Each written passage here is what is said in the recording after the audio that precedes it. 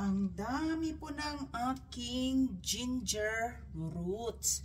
Hinugasan ko siya, I washed them, and now I am trimming the imperfection part. Yung mga hindi po perfect, medyo darkened like that, they are dried out. Kailangan ko po siyang tanggalin. So, ititrim ko po ang mga ganyan, yung mga ganyan, oh.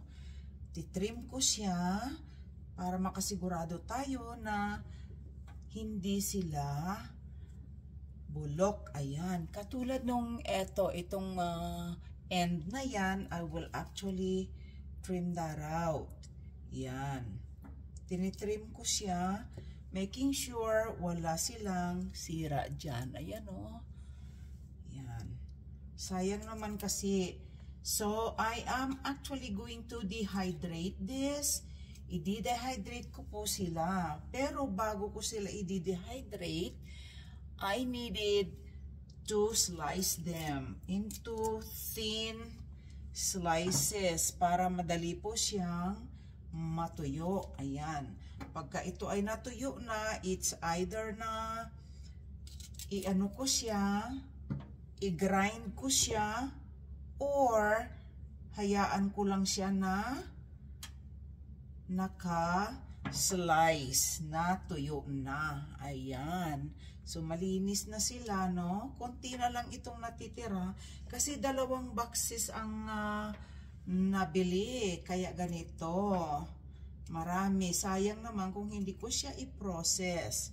Habang ako ay naghihintay ng aking mga canned goods na pinapakuluan at the moment. Oops, may na-miss ako. Ayan. Ayan. Diba? Ayan, katulad po nitong area na ito. Tinitrim ko na siya ng tinitrim pero meron pa rin siyang black spots right there. So, I have to keep trimming it out para matanggal ko po siya para ang ating ginger ay 100% na wala pong sira. Hindi po siya mabubulok pag ito ay na-preserve na. Ayan, eto na po ang iba kong luya. Hindi ko po siya sinlice kasi ako'y nagmamadali. Kaya sinred ko po siya sa isang machine ko. Sinred ko siya para madali siyang matuyo. Ano? So marami pa akong gagawin dito. So ituloy-tuloy ko lamang ito. Salamat po.